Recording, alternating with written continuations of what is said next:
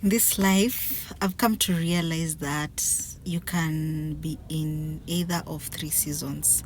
Season number one is you can be in Egypt.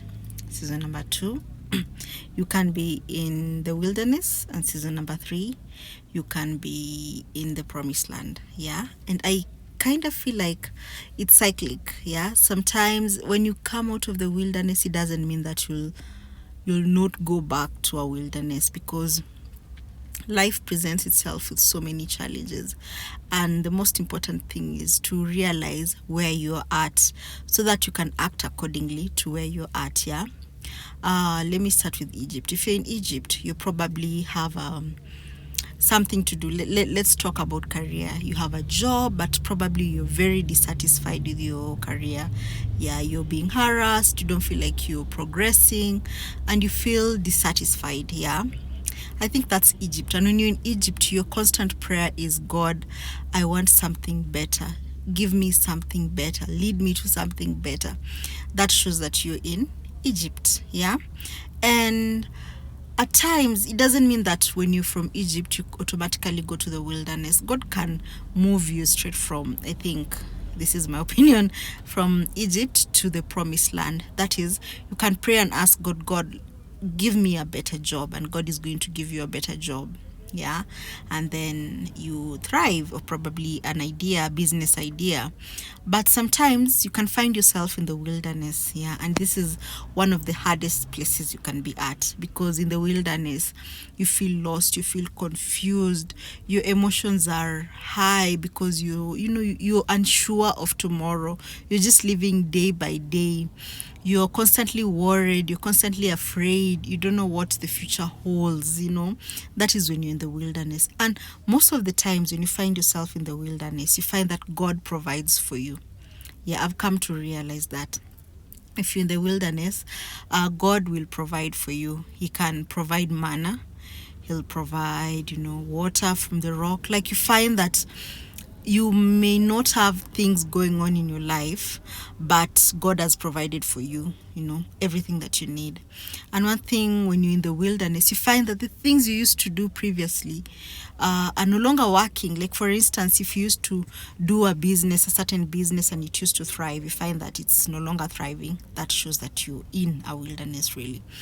And I think your prayer, or what you need to do when you're in the wilderness, is to ask God to speak to you. Yeah. This is where you need to learn to hear God's voice for yourself, so that He can encourage you. Because once you're in the wilderness, you can either go two ways. You can either listen to the voice of the devil, or you can learn to listen to God's voice.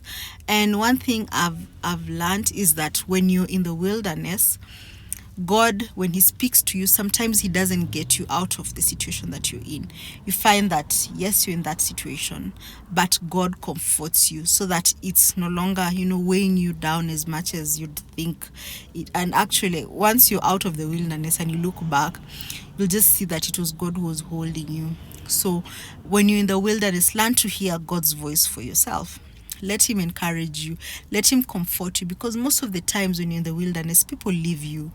Find that you're all alone facing such struggles. But one thing is for sure, is God is going to get you out of that wilderness. It happens. And then you reach the promised land, whereby things are now thriving.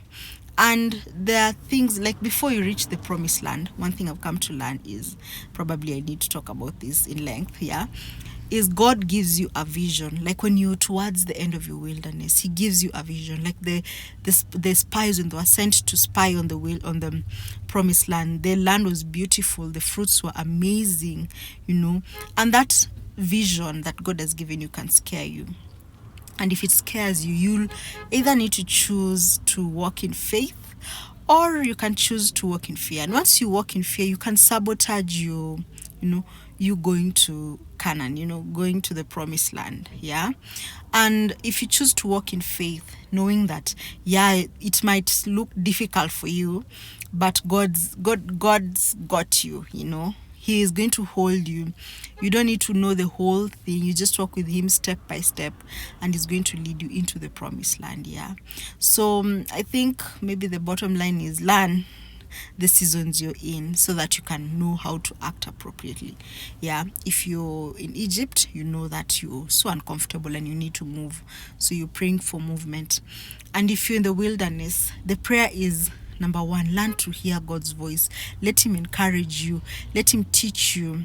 By the James chapter 1 verse, I think 2 to 3, 1 to 3, somewhere there in the Message version, it says, consider it pure joy whenever you face challenges. And this is what I love about the Message version. It says, don't try to get out of it prematurely. Let it do the work it's supposed to do, so that you're going to be complete and lacking nothing. So I think that should be your attitude in the wilderness. You pray, you wait to hear God to comfort you, wait to hear God giving you direction, because he's going to give you direction. He's going to show you the promised land, and the next thing is for you to after that you'll need to take the next step to get into your promised land. So what season are you in right now? Yeah, I hope you've learned something. So thank you so much. Bye.